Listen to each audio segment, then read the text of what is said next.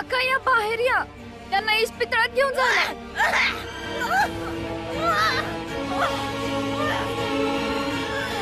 अरे लांब लांब बाळा, लांब हो, हात नका लावूस, लांब हो. दूर हो, माग जा माग. कोणी नाही वाचणार. खरं बोलतोयस तू, खरं बोलतोय. इथं कोणी जिवंत नाही राहणार. समधीच्या समधी लोक मरणार आहेत. नाही नाही, असं काय बी नाही. हे बघा, माझं ऐका, माझ्या नवऱ्याने सांगितलंय इस्पितळात घेऊन गेले तर हा आजार बरा होईल, समधे वाचू शकू. भीमाताई, आता तुम्ही घरी जा आणि तुमच्या नवऱ्याला आणि मुलाला बी घेऊन जा आणि प्रार्थना करा की तुम्ही लोक वाचाल, आणि आम्ही प्रार्थना करतो की आम्ही वाचू. तुम्ही जा. नाही नको, मी नाही जाणार. मी अभि नाही जाणार आणि त्या दोघांना बी नाही घरी जाऊ देणार. प्रार्थना नाही, आपल्याला आपल्या समध्याने या आजाराविरुद्ध लढायला लागणार आहे. आणि जेव्हा जिंकू तेव्हा मी किंवा तुम्ही नाही, आपण समधी जिंकणार आहोत. फक्त तुम्ही साथ द्या मला. लागण झालेल्यांना इस्पितळात घेऊन जावं लागल. ताई, माझ्या पोरीला हा आजार झाला होता, पण इस्पितळात घेऊन गेल्यावर ती बरी झाली. आता बरं वाटतंय तिला. ताई, तुम्ही समजावा ना ह्यांना. काय झालं? मरायची भीती वाटते का?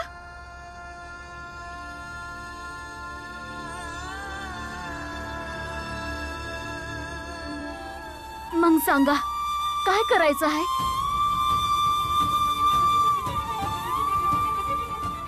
हे बघा, त्यांना इस्पितळात न्यावं लागल. तुमच्याकडे घोंगडी असेल तर घोंगडी घेऊन या आणि एक कपडा घेऊन या जो हातावर बांधायला लागल. जा जा, लवकर जा.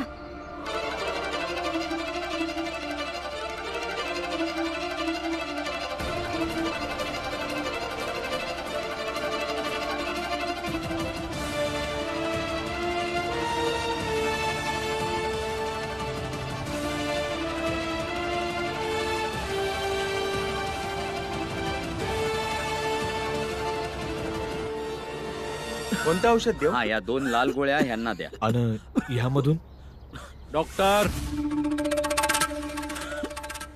लांबून जे सांगायचे ते लांबून सांगा. या 2 सफेद गोळ्या ह्यांना 2-2 तासांनी देत राहा.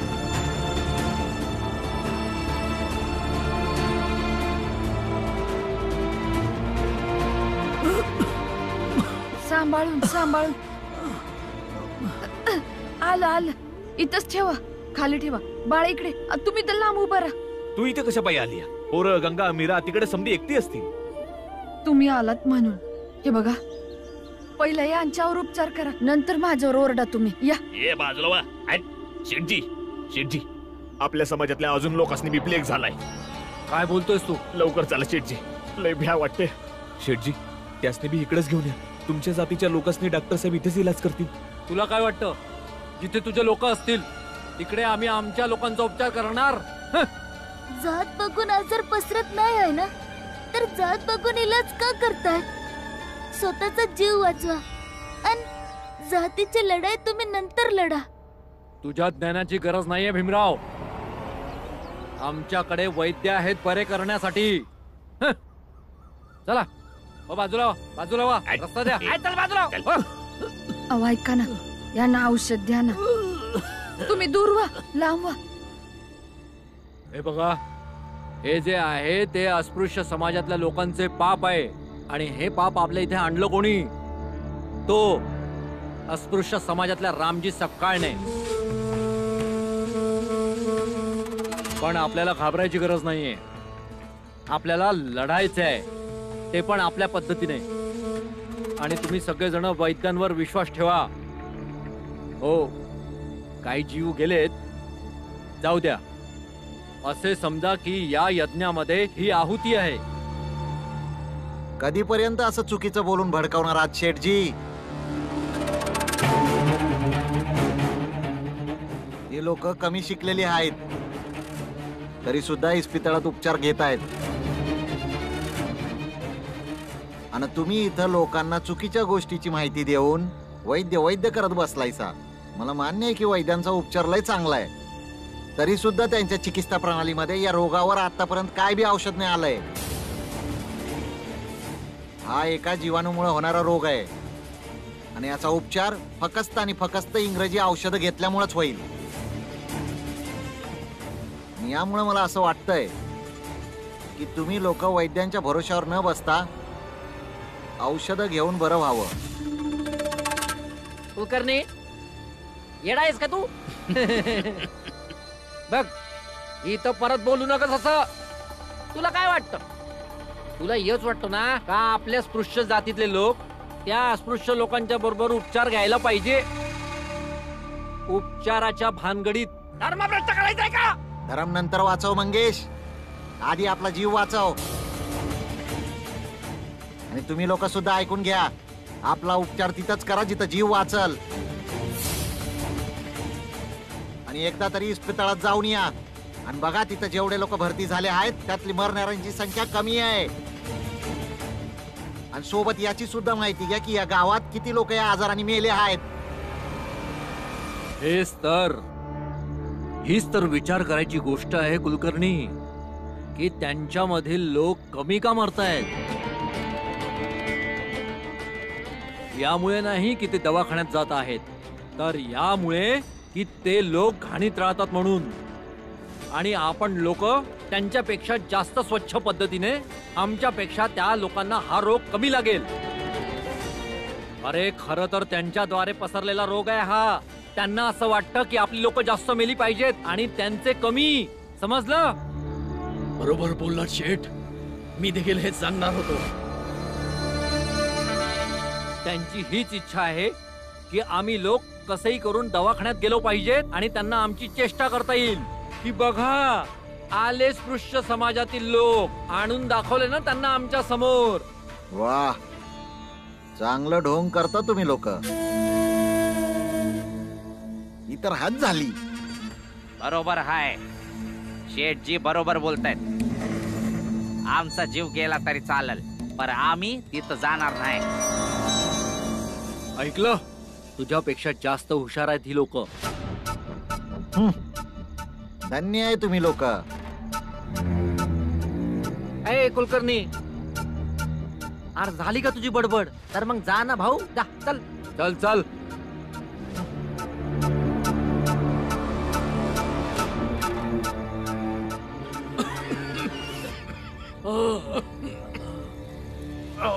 मावशी आता तब्येत कशी आहे? काकी,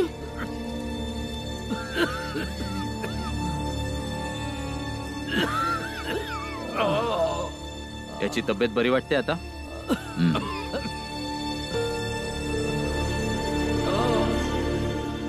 डॉक्टर साहेब, या रोगाचा ना या उपायांचा तुम्ही जाणकार आहे. या प्लेगला कमी करण्यासाठी काही उपाय तरी सांगा ना. प्लेग पसरण्याचं खरं कारण म्हणजे उंदीर आहे.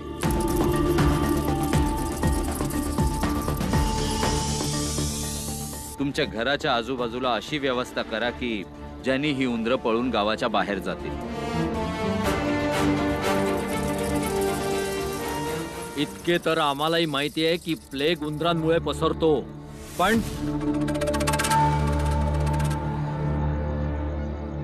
एक काम करा, उंदीर पकडणारा शोधा. त्या रामजीच्या घरी 1-2 उंदीर, नाही नाही नाही, 1-2 ने काय होईल, 8-10 मोठे मोठे उंदीर त्याच्या घरी सोडून द्या एकत्र. जेव्हा ते घरात 1-2 तर मरूनच जातील. डॉक्टर साहेब, तुम्ही जे जे सांगितलं आहे ते आम्ही समजा गावामध्ये करू आणि त्यामुळे जास्तीच्या जास्त लोकांचा जीव वाचवायला मदत बी होऊन जाईल. तर आता आपला आणि आपल्या संपूर्ण कुटुंबाचा जीव वाचून दाखव भीमराव. शेठजी, खरंच लांडग्याचं डोकं आहे बघा तुमचं. आपल्याकडं असा माणूस आहे जो त्या वस्तीत इथं सगळ्यात जास्त प्लेग पसरलाय तिकडनं उंदीर पकडून आणू शकतो. आणि त्यो भीमराव आणि त्याचं कुटुंब जेव्हा समद एकत्र असतील तेव्हा त्याच्या घरामध्ये उंदीर सोडून देईल. मग चांगल्या कामात उशीर कशाला? भाऊ, रामजी भाऊ, भाऊ काय झालं? तुमच्या घरच्या पूर्वेला आपल्या जातीची एक वस्ती आहे ना, तिथं 2 लोक मेले आणि एकाला तर इस्पितळात घेऊन येत होतं, त्यानं रस्त्यातच आपला जीव सोडला. मी तर सांगतो, कोणी नाही वाचणार, समधी मारणार. तुम्ही बघा, समधी मारणार आहेत भाऊ, कोणीच नाही वाचणार, कोणी नाही वाचणार आहे भाऊ.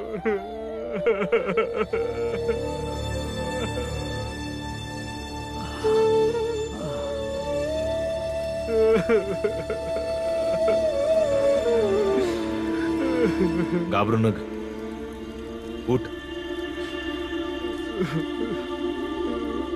इकडे.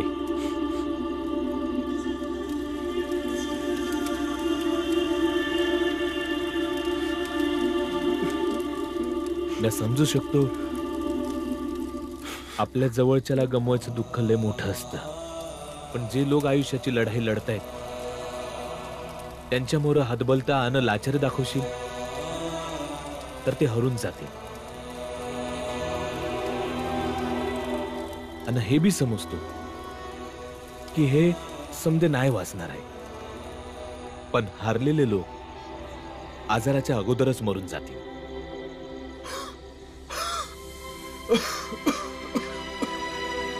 तुम्ही खरं बोलताय रामजी भाऊ. मला या लोकांसमोर असं नाही बोलायला हवं होतं. नाही बोलणार आता मी, नाही बोलणार.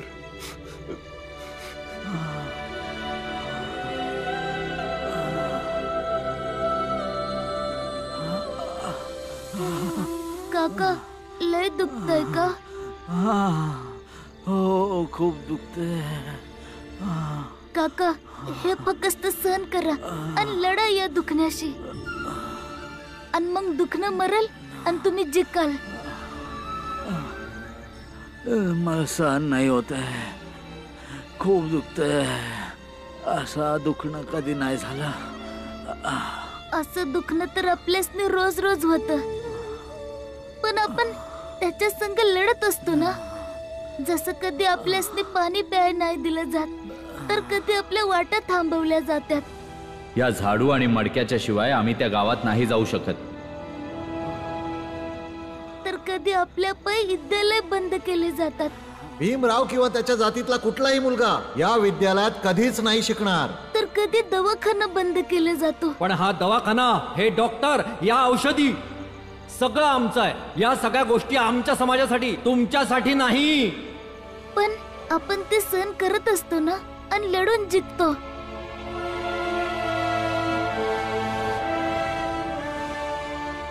भीम अगदी बरोबर बोलतोय. यासनी आजार समजून नाही, तर आपल्यासाठी एक लढाई समजून लढा. जेव्हा स्पृश जातीचे लोक तुमच्याकडून तुमची मीठ भाकर हिसकावून घेतात, तेव्हा आपण लढतोच ना. आमची मुलं यांच्या मुलाबरोबर शिकायला नाही जाणार, आणि जर गेलेत तर आम्ही यांना काम नाही देणार. आपण समधी लढण्यापायी जन्माला आलोय.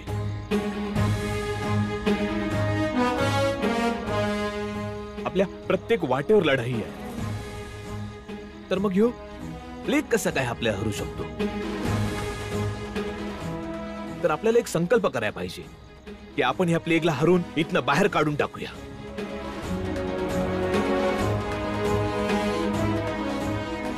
ही महामारी आहे, ही ईश्वराच्या मर्जीने येते. ज्या ज्या वेळी या धरेवर पाप वाढतं, त्या त्या वेळी हे असंच होतं. अरे हा दंड आहे एका प्रकारचा. जे जे धर्माची परंपरा तोडतात, जे धर्माच्या परंपरेचं नीती नियमांचं उल्लंघन करतात, म्हणून गैरसमजात अजिबात राहू नका की ईश्वराच्या या प्रकोपाचा उपचार होईल. या रोगाशी भांडून काही फायदा नाहीये. याने ईश्वर अजून देखील कोप करेल. ज्या कुणाच्या नशिबात जगणं असेल तो जिवंत राहील, कारण ईश्वराच्या मर्जी पुढे कधीच कुणाचं काही चालत नाही. म्हणून ईश्वराला प्रसन्न करावं लागेल. ईश्वरासाठी भेट आणा, दान करा, दक्षिणा द्या, कारण हे पाप आहे. आणि पाप हे औषधाने नाही, दान दक्षिणा आणि पूजा अर्चनेने कमी होतं. ही काय बकवास करताय पंडितजी तुम्ही? तुम्ही तर डोक्यापासून पायापर्यंत अंधविश्वासाने भरलेले आहात. आज अचानक एखादा रोग काय पसरला, तुम्ही तर वर्षाचं महत्वच कमी करून टाकलं. आणि तुम्ही समजे लोक ऐका, तुम्ही लोक जरा बी शिकलेले असताना तुम्हाला जरा बी ज्ञान असतं ना, तर आज ह्या पंडितनी तुमच्या समोर अशा उलट्या सुलट्या गोष्टी नसत्या सांगितल्या. तू तर अजिबात बोलूच नकोस कुलकर्णी. तुझी तर बुद्धीच भ्रष्ट झाली आहे रे.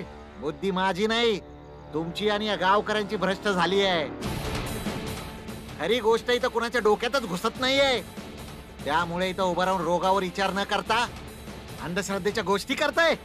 दान दक्षिणा हे पहा, तुम्ही याच्या बोलण्याकडे लक्ष देऊ नका. अरे हा तर धर्म विनाशक आहे. ईश्वराच्या मर्जीशिवाय एक पान देखील हलत नाही. म्हणून तुम्ही सगळे ईश्वराला प्रसन्न करा. जिंकण्यासाठी लढणं गरजेचं आहे, म्हणून लढा. कारण आपल्यासने हरायचं नाही आहे. जोवर शरीरात जीव आहे, जिंकण्यासाठी लढायचं आहे.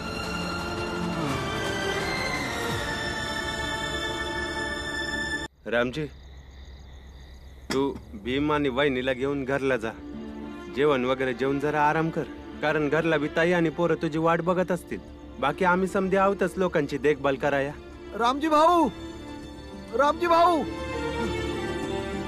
रामजी भाऊ, आपल्या घराच्या शेजारी जेवढी काही उंदराची बिळ होती समधी आम्ही भरून टाकली आणि उंदरांना पकडून पकडून गावाच्या बाहेर लांब सोडून दिलं या.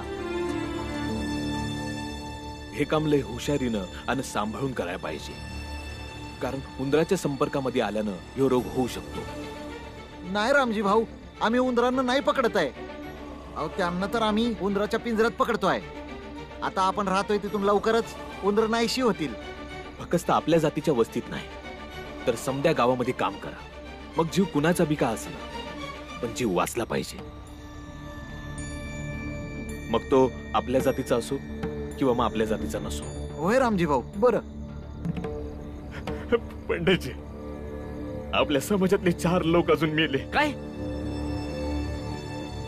असं वाटतं यो आजार आमचा जीवच घेऊन राहणार आहे. बरोबर बोलतोय भाऊ, हा आजार लय भयानक आहे. त्याला बी होतो तर लगेच मरून जातो. अरे किती वेळा सांगायचं, हा रोग नाहीये, ईश्वराचा दंड आहे. आणि जे मरून गेले आहेत त्यांनी ईश्वराचा दंड भोगला आहे. आणि जे यातून उरतील ते ईश्वराच्या या दंडातून शिक्षा घेऊन त्या लोकांना धडा शिकवतील जे नेहमीच आमच्या समोर प्रश्न उभे करतात. म्या पंडितजी म्हणतात त्याबरोबर सहमत आहे. अगदी बरोबर बोलतायत. काही असो, यो ईश्वराचाच प्रकोप आहे. होय, आता या रोगातून आम्हाला आमचे चांगले कर्मच वाचवतील. चांगले कर्म असतील तर वाचवाल ना पंडितजी. गावकऱ्यांच्या डोक्यांमध्ये चुकीच्या गोष्टी भरता आणि त्याच सोबत गावकऱ्यांना खोटं ज्ञान पाजळत बसता. अशात कुठली चांगली कर्म आहेत तुमची जी तुम्हाला वाचवतील? अरे या महामारीत तू मरून का जात नाहीस धर्मी? कारण मी सुद्धा प्रयत्न करतो माझे चांगले कर्म करायचे. तुम्हीच सांगितलं ना की चांगले कर्म असतील तरच वाचाल. तुम्ही लोक बी ऐका, या रोगावर उपचार इस्पितळात आहे, कुठल्या बी पूजा विधीमध्ये नाही.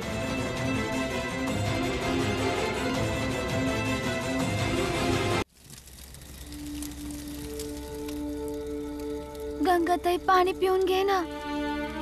माहित नाही आई बाबा आणि भीम कवापर्यंत येईल. आई बाबासनी यायला उशीर होईल. स्वयंपाक तयार आहे, चला तुम्ही खाऊन घ्या बघू. नाही आत्या, बाबांनी म्हणलंय की फौजेची गरज पडल्यावर आम्ही मागणं मदत करणारे सैनिक आहोत आणि एक सैनिक दुसऱ्या सैनिकाशिवाय कसं खाऊ शकतो? आत्या, मला लय भ्याव वाटते. आता काय होणार? समजा ठीक होईल मंजुळा, बस थोडी हिम्मत ठेव. बाबा आले. भाऊ चला. थांबा, हे असं आत नका जाऊ. चांगला हातपाय धुवून आतमध्ये जा. मीरा, जरा पाणी घेऊन ये. हे काढून टाक भीमा. टाक इथं.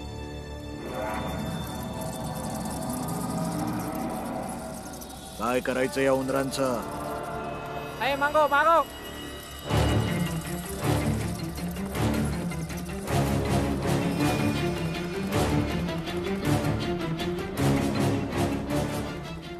जेव्हा हे लोक जेवायला बसतील तेव्हा या उंदरांना त्यांच्या मधोमध फेकून द्या.